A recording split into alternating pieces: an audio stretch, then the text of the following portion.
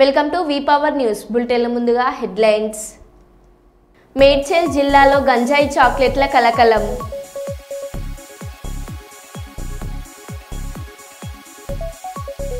తిరుమలలో food safety అధికారుల తనిఖీలు.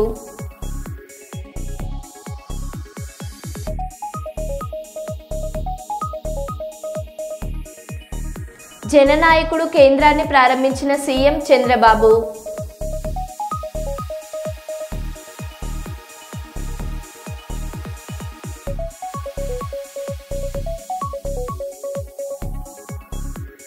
మావోయిస్టు కుటుంబానికి నిత్యావసర సరుకులు అందజేసిన డీసీపీ రాజమహేంద్ర నాయక్.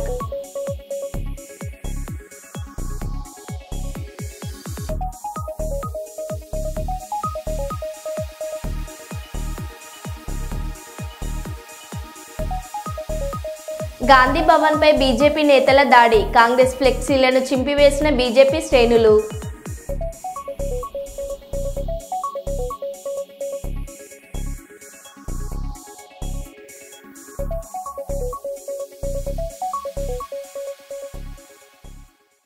ఇక వివరాల్లోకి వెళ్తే, ప్రభుత్వం నిషేధించిన చైనా మంజాలు విక్రయించిన వినియోగించిన చట్టరీత్యా కఠిన చర్యలేనని వరంగల్ ఏసీపీ నందిరాం నాయక్ ప్రకటన. గాలిపటాలు విక్రయదారులు అమ్ముతున్న నైలాన్ సింథటిక్ దారాలతో తయారు చేసిన చైనా మంజాలు మనుషులతో పాటు పక్షులకు కూడా ప్రమాదకరమేనని పేర్కొన్న వరంగల్ ఏసీపీ నందిరాం నాయక్, పర్యావరణ విపత్తుకు కారణమయ్యే ఈ చైనా మంజాలు విక్రయాలు వినియోగంపై ప్రత్యేక దృష్టి పెట్టిన వరంగల్ పోలీసులు నేడు వరంగల్ సిపి ఆదేశాల మేరకు వరంగల్ ఏసీపీ నందిరాం నాయక్ ఆధ్వర్యంలో పతంగుల షాపులపై పోలీసు అధికారులు దాడులు. శివనగర్లోని ఓ ఇంట్లో 50,000 విలువ చేసే ప్రభుత్వ నిషేధిత చైనా మంజా సీజ్. షాప్ యజమానిపై కేసు నమోదు. చైనా మంజా అమ్మితే ఎంతటి వారికైనా చట్టరీత్యా చర్యలు తప్పవని ఏసీపీ నందిరాం నాయక్ హెచ్చరించారు.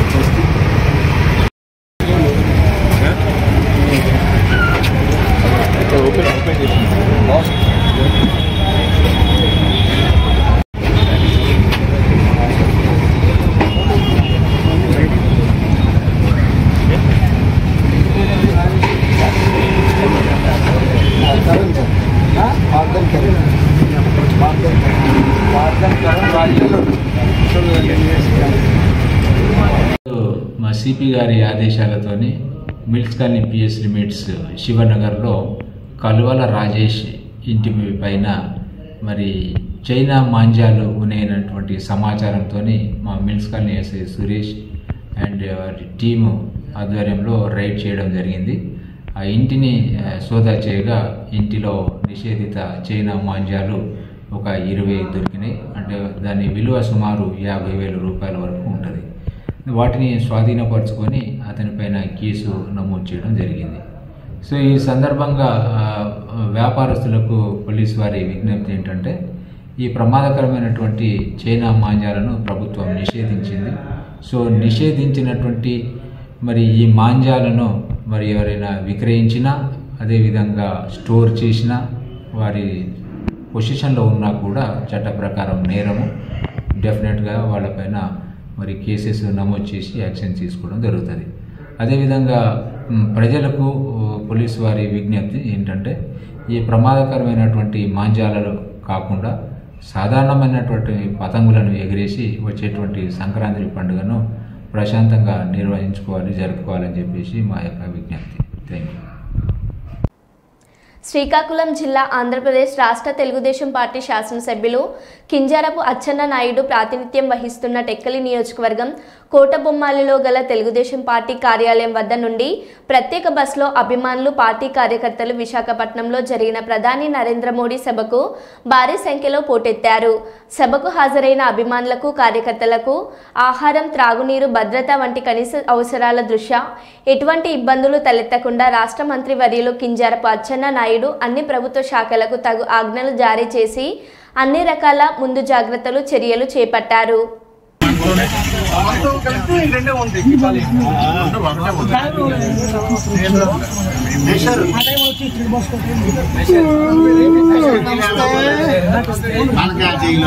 నాకు పెట్టిరా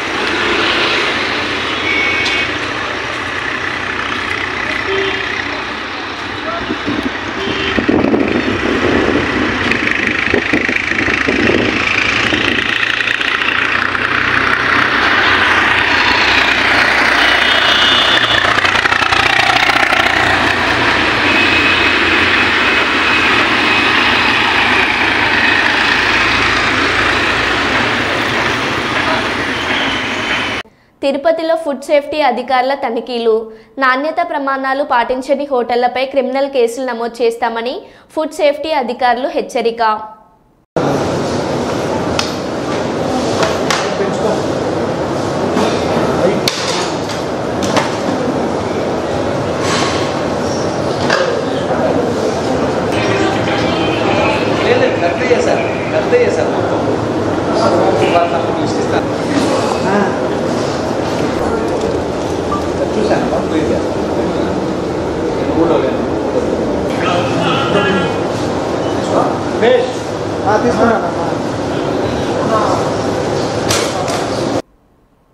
అంగన్వాడీ సమస్యలు పరిష్కరించాలని కోరుతూ మహబూబాబాద్ జిల్లా కేంద్రంలో స్థానిక జిల్లా కలెక్టర్ కార్యాలయం ముందు Telangana Anganwadi teachers and helpers ఆధ్వర్యంలో భారీ ధర్నా నిర్వహించారు.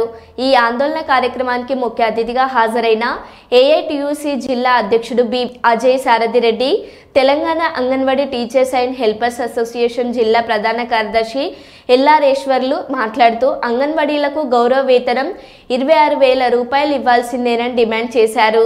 సమ్మకాలపు వేతనాలు చెల్లించాలని డిమాండ్ చేశారు, అందించాలని కోరారు. ఈ ఆందోళన కార్యక్రమంలో చిర్ర లక్ష్మీ నరసమ్మ, ఎల్లారేశ్వరి, లలిత, సౌమ్యశ్రీ, పద్మ, శివమ్మ, బి పద్మ, సరిత, భానుమతి, స్వప్న, మహాలక్ష్మి, దాసరి కవిత, రమ, రాజ్యలక్ష్మి, సక్కుబాయి, శారద, యాకలక్ష్మి, పెరుగు కుమార్, వెలుగు శ్రావణ్, కేదాసి, రమేష్, నక్క నాగార్జున, వికాస్, వెంకటేష్, డి రమేష్ తదితరులు పాల్గొన్నారు.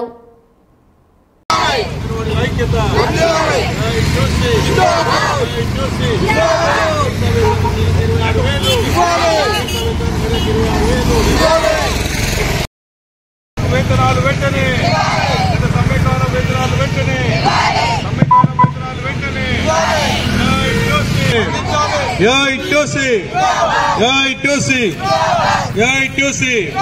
అంగన్వాడీల కనీస వేతనం 26,000 వెంటనే 26,000 వేతనాన్ని వెంటనే 26,000 వేతనాన్ని వెంటనే ప్రభుత్వ ఉద్యోగస్తులుగా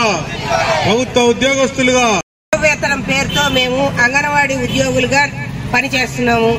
తక్కువ జీతం ఇచ్చి వెట్టి చాకిరీ చేయించుకుంటారు మాతో. మేము 24 రోజులు సమ్మె కూడా చేసాం. ఆ జీతం ఇంతవరకు మాకు రాలేదు. సీతక్క గారు మేము సమ్మె చేస్తుంటే మీకు జీతం పెంచుతామని చెప్పారు, హామీ కూడా ఇచ్చారు మా వాళ్ళకి. ఇంతవరకు మాకు ఆ హామీ నెరవేర్చలేదు. ఆమె వచ్చి మా కష్టాలు ఏదో తీరుస్తారనుకున్నాం. మాకేమీ కష్టం తీరకపోగా మాకు పని ఎక్కువయింది. ఇంకోటి ఏంటి అంటే పొద్దున నుంచి పిల్లలతో నలుగురున్న స్కూల్ టీచర్కు మాకంటే ఎక్కువ జీతం ఇస్తారు. మేము 10 మందిని గర్భిణీలను బాలింతలను వాళ్లకు టీకాలని వాళ్లకు పని మాకు ఎక్కువ పని చేయించుకుంటూ కూడా మాకు అదే 13,600 రూపాయలు ఇచ్చి మాకు పోపు గింజలు లేవు, పసుపు లేదు, ఉప్పు లేదు, కారం లేదు, ఏవి టైంకు రావట్లేదు. గుడ్లు ఒకసారి ఇచ్చి 4 రోజులు గుడ్లు రావు. నెలలో మేము గుడ్ల గురించి కానీ దేని గురించి కానీ సరైన ఇది మాకు లేదు. ఫీడింగ్ మొన్నటి నుంచి మాకు అసలు ఇప్పుడు గత నెల నుంచి మాకు పోపు గింజలు అన్నది ఫీడింగ్ అవ్వట్లేదు సరైన ఇది. మాకు ఇంటి కిరాయిలు లేవు సరిగ్గా. ఎప్పుడు నుంచి రావట్లేదంటే పోయిన మనకు కాదమ్మా మనకు 2004 నుంచి 2 నెలలు ఏమో వేసారు ఇప్పటికి గ్యాస్ బిల్లులు. ఇంతవరకు ఇక మళ్ళీ ఏం లేదు. 6 సంవత్సరాల నుంచి 2 సార్లు వచ్చినాయి. ఇంతవరకు రాలేదు. కరోనా నుంచి గ్యాస్ బిల్లులు. మాకు ఇంటి అద్దెలు కూడా సరిగ్గా ఇళ్లు దొరకట్లేదు. తండాలలో పక్కా బిల్డింగులు ఒకటి కట్టించాలి. వాటర్ సౌకర్యం ఉంది, కరెంటు సరిగ్గా లేక వాటర్ కూడా సరిగ్గా రావట్లేదు. వాటర్ ఉండి కూడా. ఇంకోటి ఏంటంటే మాకు అటో ఇటో మేము పెట్టించుకుంటున్నాం కరెంట్ ఏదన్నా అని వాళ్ళు చెప్పినంత మాత్రాన టైంకు కరాగా పిల్లలకి రేఖాలు మాకు ఫ్యాన్లని అవని మామూలే పెట్టించుకోమంటారు. కానీ కూర్చోడానికి గర్భిణీలకు కానీ వాళ్ళు వచ్చి నెలలు నిండిన వాళ్ళు కూర్చోడానికి మాలేదు. ఇక వాళ్లకు నీ చెప్తారు కానీ సరైన ఇవి మాత్రం లేదు. పెట్టాలి వాళ్ళకి పోషకాహారం అందియాలి ఇబ్బంది అంటారని ఏమీ లేదు. అవి ప్రభుత్వం టీఏలు కానీ ఈ వచ్చే బిల్లులు కానీ సకాలంలో మాకు అందించి మాకు సహకరిస్తే మేము మంచిగా చేయగలుగుతాం. మాకు జీతాలు కూడా 26,000 చేయాలి, ఆయాలకు 21,000 చేయాలి. ఎందుకంటే వాళ్ళు కూడా కష్టపడుతున్నారు. వాళ్ళ పిల్లలు టీచర్ ఆధ్వర్యంలో అనేక డిమాండ్ల సాధన కోసం చెలో కలెక్టరేట్ ఆందోళన కొనసాగిస్తా ఉన్నాం. ముఖ్యంగా మరి గత 10 సంవత్సరాల బీఆర్ఎస్ ప్రభుత్వానికి మరి అంగన్వాడీలు అనేక సందర్భాల్లో అనేక డిమాండ్లను ప్రధానంగా కనీస వేతనంతో పాటు ఇతర సమస్యలను నివేదించడం జరిగింది. అయినా కూడా అప్పుడున్నటువంటి ప్రభుత్వం స్పందించకపోవడంతో మరి సమ్మె చేయడం జరిగింది. ఆ సమ్మె సందర్భంగా 2023లో జరిగిన సమ్మె సందర్భంగా మరి అప్పుడు ప్రభుత్వం సంబంధించినటువంటి మంత్రులు యంత్రాంగం అంతా కూడా వచ్చి మేము మళ్ళీ అధికారంలోకి వస్తే ఈ యొక్క డిమాండ్ నెరవేరుస్తామని చెప్పడం జరిగింది ఒక వైపున. మరొక వైపున ప్రస్తుతం ప్రభుత్వంలో ఉన్నటువంటి కాంగ్రెస్ ప్రభుత్వం తరఫున ఆ రోజు మరి ముఖ్యమంత్రిగా ఉన్నటువంటి ఇప్పుడు ముఖ్యమంత్రి ఉన్నటువంటి రేవంత్ రెడ్డి గారు స్వయంగా వచ్చి అంగన్వాడీకి సంబంధించిన సమస్యలన్నీ కూడా పరిష్కరిస్తాం, మా ప్రభుత్వం వస్తే కనీసం మరి దీర్ఘకాలికంగా పెండింగ్ లో ఉన్నటువంటి సమస్యలన్నీ కూడా పరిష్కారం చేస్తామని చెప్పడం జరిగింది. మంత్రి సీత కూడా ఈ సమ్మె సందర్భంగా స్వయంగా మరి వారు ఎమ్మెల్యేగా ఉన్నప్పుడు కూడా వచ్చి చెప్పినారు.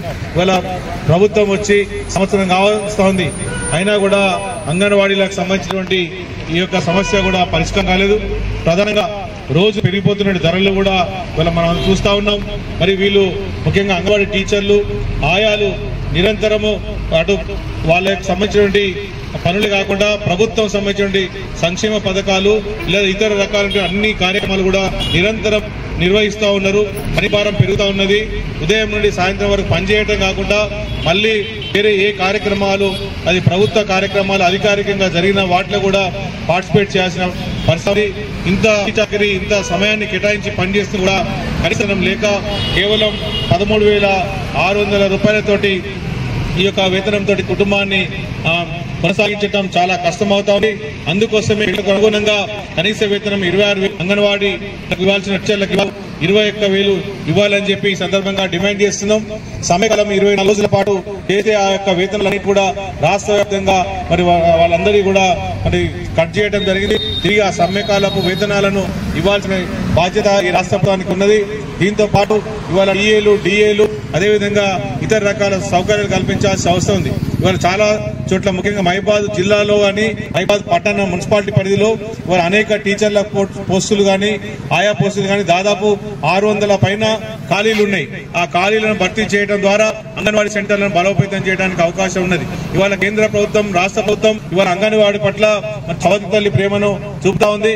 ఇవాళ ప్రతి గ్రామంలో ప్రతి తండాలో ఇవాళ కొత్త తరాన్ని అదేవిధంగా విద్యాపరంగా మొట్టమొదట వాళ్ళను ఈ ప్రపంచానికి చాటేది, ప్రపంచం దృష్టికి తీసుకొచ్చేది, వాళ్ళని మెరుగ్గా తీర్చిదిద్దేది తల్లి తర్వాత అంగన్వాడీలు తప్ప ఇంకొకటి కాదనేటువంటి కూడా మనం గర్వంగా చెప్పొచ్చు. ఎందుకంటే ఇవాళ వాళ్ళు కని ఆ చిన్న వయసులోనే ఆ పిల్లలు తీసుకొచ్చి ఆ అంగన్వాడీ వదిలితే పిల్లలకు చిన్నప్పటి నుంచే అక్షరాభ్యాసం. ఏపీ సీఎం చంద్రబాబు జననాయకుడు కేంద్రాన్ని నేడు ప్రారంభించారు. కుప్పం టీడీపీ కార్యాలయంలో ఈ కేంద్రాన్ని ఏర్పాటు చేశారు. స్థానికులు తమ సమస్యలపై వినతి పత్రాలు సమర్పించేందుకు ఈ కేంద్రాన్ని ఏర్పాటు చేసినట్లు చంద్రబాబు స్పష్టం చేశారు. ప్రజల నుంచి వచ్చే వినతులను స్వీకరించి ఫిర్యాదులను ఆన్లైన్లో నమోదు చేయాలన్నారు. ఈ సమస్యలు పరిష్కరించి ఆన్లైన్లోనే పొందుపరిచేలా చర్యలు తీసుకున్నానన్నారు. విలేజ్ వచ్చిన తర్వాత ఆటోమేటిక్గా అడ్రస్ వచ్చేస్తుంది కదా, మళ్ళీ ఎందుకు ఎంటర్ చేయాలి రాము? ఇదమ్మా నువ్వు మళ్ళా చెప్పు. ఇప్పుడు వార్డ్స్, ఇప్పుడు ఒక విలేజ్ ఉందనుకోండి, అడ్రస్ వచ్చిందనుకోండి, బ్యాక్ ఆఫీస్లో మొత్తం లింకింగ్ ఉంటే ఆటోమేటిక్గా రీకన్సిలేషన్ అయిపోతుంది కదా, మళ్ళీ యాడ్ చేసే పనిలే కదా. కొత్త కాంటాక్ట్ కాబట్టి ఫస్ట్ టైం రిజిస్ట్రేషన్లో యాడ్ చేయాలి సార్. రిపీటెడ్ విజిటర్ ఉంటే అవసరం లేదు. Second point, voter. No, what I am asking, once voter list you are taking, or you are taking different database. మీరు దరఖాస్తు నెంబరు ఇవన్నీ వచ్చిన తర్వాత మీరు విలేజ్ పేరు పెట్టారు, పలాని మండలం, పలాని పంచాయతీ, పలాని వ్యక్తి. వన్స్ అక్కడికి వచ్చిన తర్వాత నీ దగ్గర డేటా ఉంది కాబట్టి ఆ ఇంట్లో అతను ఫిక్స్ అయిపోయే పరిస్థితి రావాలి. అది ప్రాబ్లం ఏంటి మీకు? ప్రాబ్లం ఏం లేదు సార్, ఇందులో ఓటర్ లిస్ట్ కూడా ఉంది. ఓటర్ లిస్ట్లో సర్చింగ్ ఆప్షన్ కూడా ఇచ్చాము. So for now time being ఏంటంటే ఇప్పుడు వాళ్ళ ఇనిషియల్ లెటర్స్తోనే సర్చ్ అయితే నెంబర్ ఆఫ్ కాంబినేషన్స్ ఎక్కువ వస్తున్నాయి. సో జస్ట్ బిగిన్ చేశాం కాబట్టి ఫర్ నౌ మీరు కొత్త కాంటాక్ట్ క్రియేట్ చేయడం అని చెప్పాము. బట్ నా పేరు విలేజ్ సెలెక్ట్ చేస్తే సరిపోతుంది. పేరు ఇనిషియల్ లెటర్స్ అది ఫ్యూచర్లో సెలెక్ట్ చేస్తే ఆటోమేటిక్ మీరు అన్న డీటెయిల్స్ సార్ ఆటోమేటిక్ ఫిల్అప్ అవుతుంది. ఫిల్అప్ ఆటోమేటిక్గా వచ్చేట్టుగా చూస్తే సరిపోతుంది. ఇది వర్క్ ఇట్ అవుట్ లెటర్స్ నాకు అంటే గవర్నమెంట్ డేటాలో we are fixing Aadhaar and then house with GPS, not house number, with GPS also. So that దాన్ని బేస్ చేసుకొని ఆ ఇల్లు, address, number, everything will be linked automatic. Even by having the data ఆ వ్యక్తి యొక్క ప్రొఫైల్ కూడా వచ్చేస్తుంది ఫ్యూచర్లో. ల్యాండ్ ప్రొఫైల్, లేకపోతే హెల్త్ ప్రొఫైల్, లేకపోతే హాస్పిటల్, అన్ని ఎడ్యుకేషన్, ఎవ్రీథింగ్ లింక్ పెట్టేస్తున్నాం.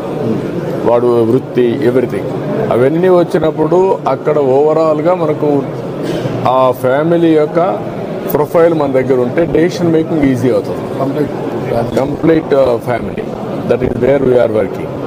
ఇక్కడికి మీకు వచ్చినప్పుడు అది ఆ డేటా మీ దగ్గర లేదు కాబట్టి పార్టీ డేటా మీ దగ్గర ఉంది. పార్టీ డేటా అడ్రస్లో అవన్నీ ఉన్నాయి. అవన్నీ ఉన్నప్పుడు ఇది ఫిలప్ చేసుకుంటే ఆటోమేటిక్గా సింక్ అయిపోవాలి అంటాను నేను. కరెక్ట్ సార్, అయిపోతుంది. మార్నింగ్ మీరు చెప్పారు కదా, యా, అప్పుడే నాకు ఈజీ అవుతుంది. ఇక్కడ 2 ఆస్పెక్ట్స్ మీరు గుర్తుపెట్టుకోవాలి. One is government, one is party, one is MLA. ఇది ఎమ్మెల్యే ఆఫీస్. పార్టీ ఆఫీస్ ప్యారల్గా పార్టీకి వెళ్ళిపోతుంది, గవర్నమెంట్కి వెళ్ళిపోతుంది. Then I will integrate in my party overall Kuppam. ఈ పక్కన నేను ఆర్టీ చేస్తే పోతే గవర్నమెంట్లో ఇంటిగ్రేట్ అయిపోవాలి. That is the system I'm building. అది కొంచెం దాని వీలో పెట్టుకొచ్చేయండి. కేటీఆర్పై రఘునందన్ రావు ఫైర్. ఇన్వెస్టిగేషన్కి సహకరించండి లేదా హైకోర్టు తీర్పు నచ్చకపోతే సుప్రీంకోర్టుకు వెళ్ళండి. దొంగల వెంబడి వకీల్ రారు. 10 సంవత్సరాలు అధికారంలో ఉండి చేయని తప్పులకు అందరినీ అరెస్ట్ చేశావు రఘునందన్ రావు. నన్ను రోడ్డు మీద ఆపి పట్టుకపోయి ఎమ్మెల్యేని కూడా చూడకుండా కాలు చేతులు పట్టి గుంజుకపోయి పోలీస్ స్టేషన్లో వారేసారు. ఆ రోజు పోలీసు వాళ్ళు మంచి వాళ్ళు ఎట్లా అయ్యి ఇవాళ నేను ఠానాకు రమ్మంటే నాకు వెనకాల 10 మంది వకీలు కావాలని అడుగుతున్నాడు ఆయన. ఏం తప్పు చేయకపోతే నువ్వు కడిగిన ముత్యమే అయితివి. కేసు లొట్టపీస్ కేసే ఆయే. మరి ఎందుకు భయపడుతున్నావు కేటీఆర్? ఇలా హైకోర్టు కూడా ఎఫ్ఐఆర్ని కొట్టేయమన్న మీ వాదనని కొట్టేసింది. అంటే దాని అర్థమైంది, మీరు ఇన్వెస్టిగేషన్కి సహకరించుండ్రి లేదా హైకోర్టు తీర్పు నచ్చకపోతే సుప్రీంకోర్టుకు పోండ్రి. ఇదే కేటీఆర్ గారు వారం రోజుల కింద ఇంకో మాట అన్నాడు, జైలుకు పోతే ఏమవుతుంది, జైల్లో మంచిగా వాకింగ్ చేస్తా, యోగా బాగా చేస్తా, ఇంట్లో నాకు మనశ్శాంతి లేదు, మా నాయనో దిక్కు, మా చెల్లో దిక్కు, మా బావో దిక్కు నన్ను బాగా రాసి రంబాన పెడుతురు, జైలుకు పోతే ప్రశాంతంగా ఉంటా, గట్టిగా తయారు వచ్చి పాదయాత్ర చేస్తా అన్నాడు. పోయిరాండి, మరి జైలు కూడా ఎట్లుంటుందో చూసిరాండ్రి. ఒక దిక్కేమో తప్పు చేయలేదంటాడు, ఒక దిక్కేమో అవినీతి జరగలేదంటాడు, ఇంకొక దిక్కు మోడీకి, ఈడీకి, బోడీకి దేనికి భయపడ్డా అంటాడు. మరి వీళ్ళకి ఇంతెందుకు భయపడుతున్నారు? అవన్నా సల్జరం వచ్చినాడు వణికినట్టు వణుకుతుండు. కావాలంటే మా మనోహరాబాద్కి వెళ్ళి ఇద్దరు డాక్టర్లను కూడా పంపిస్తాం. ముందైతే నువ్వు పోలీస్ స్టేషన్కి పోయి చూడు, పోలీసు వాళ్ళకి చెప్పు ఏం చేసినావో చెప్పు. దేశం మీద చర్చిస్తా, దేశవ్యాప్తంగా చర్చ జరగాలి అన్న నీ కడుపునొస్తే ఊరందరి కడుపునొయ్యాలి. నువ్వు 10 ఏళ్ళు నాసంటి ఎమ్మెల్యేలు. ప్రమాదాల బారి నుండి ప్రాణాలను కాపాడుకునేందుకు ద్విచక్ర వాహనదారులు ప్రతి ఒక్కరూ తప్పనిసరిగా హెల్మెట్ ధరించాలని పాలకుర్తి ఎస్ఐ దూలం పవన్ కుమార్ సూచించారు. జాతీయ రోడ్డు భద్రత వారోత్సవాలలో భాగంగా వరంగల్ సిపి అంబర్ కిషోర్ ఆదేశాల మేరకు పాలకుర్తి మండల కేంద్రంలోని రాజీవ్ చౌరస్తాలో ద్విచక్ర వాహనదారులకు అవగాహన కల్పించారు. హెల్మెట్ ధరించి వాహనాలు నడపాలని గులాబీ పువ్వును అందజేశారు. ఈ కార్యక్రమంలో head constable Rajireddy, constable Raj Kumar, police సిబ్బంది తదితరులు పాల్గొన్నారు.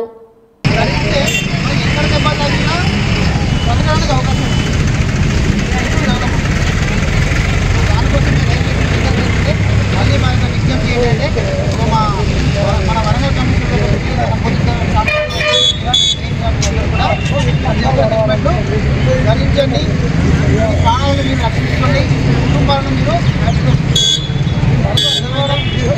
ఎవరిని గడపండి.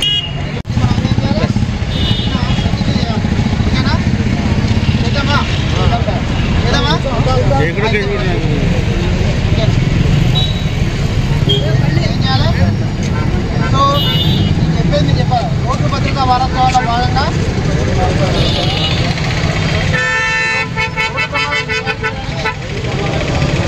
మా వంతు బాధ్యతగా మేము ఇప్పుడు బైక్ నడిపిన హెల్మెట్ను తప్పనిసరిగా వాడతాము. అంతా కూడా ఎవరి కోసం?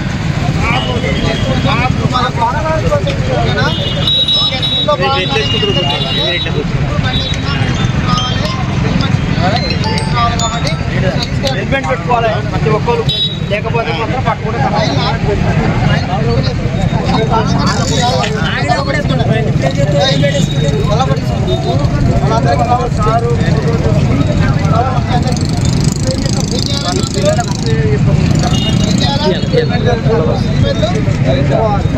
ఖచ్చితంగా హెల్మెట్ ధరించి బాడీకి ఎక్కడ దెబ్బ తగలేదు. చెట్టు మాత్రమే ఇంటిపోయింది, బయట కాదు ఇంటర్నల్. మనిషి బాగానే ఉన్నాడు, కనీసం ఒక బ్లడ్ చుక్క కూడా మనిషి బ్లడ్ చుక్క కూడా కాలేదు, కానీ మనిషి చనిపోయింది. ఎందుకు చనిపోయిందో చెప్పండి. కేవలం హెడ్కు తగిలింది, హెడ్ పైన ఇంజురీ ఏం కాలేదు, కానీ లోపల ఉన్నటువంటి బ్రెయిన్ డ్యామేజ్ అయ్యింది. అంటే ఇంటర్నల్గా డ్యామేజ్ అయ్యి హెడ్ అనేది ఇంటర్నల్ బ్లీడింగ్ అయ్యి బ్రెయిన్ పై ప్రెషర్ పడిపోయి బ్రెయిన్ డెడ్ అయ్యింది. సో ఆ వ్యక్తి చనిపోయింది. దానివల్ల ఏమైందంటే అదే కనుక ఒక వ్యక్తి హెల్మెట్ పెట్టుకుంటే ఖచ్చితంగా కొంచెం బ్రతికే అవకాశం ఉంటుంది. అంటే అతని నిండు జీవితాన్ని ఒక హెల్మెట్ దానం చేసినట్టే కదా, హెల్మెట్ పణంగా పెట్టినట్టే కదా. హెల్మెట్ విలువ ఎంత? 500. మంచి హెల్మెట్ కొంటే 1000 రూపాయలు. అంటే మీ ప్రాణం ఖరీదు 1000 రూపాయల కంటే చాలా తక్కువ. అంతేనా? అంతేనా? ప్రాణం ఖరీదు 1000 రూపాయల కంటే తక్కువనా? ఒక 1000 రూపాయలు మీ ప్రాణానికి విలువ ఇవ్వనంటే లెక్క అవుతుంది. నేపాల్ టిబెట్ సరిహద్దుల్లో సంభవించిన భూకంపంలో 95కి చేరిన మరణాలు, గాయపడ్డ మరో 130 మంది. గంట వ్యవధిలోనే 6 సార్లు కంపించిన భూమి.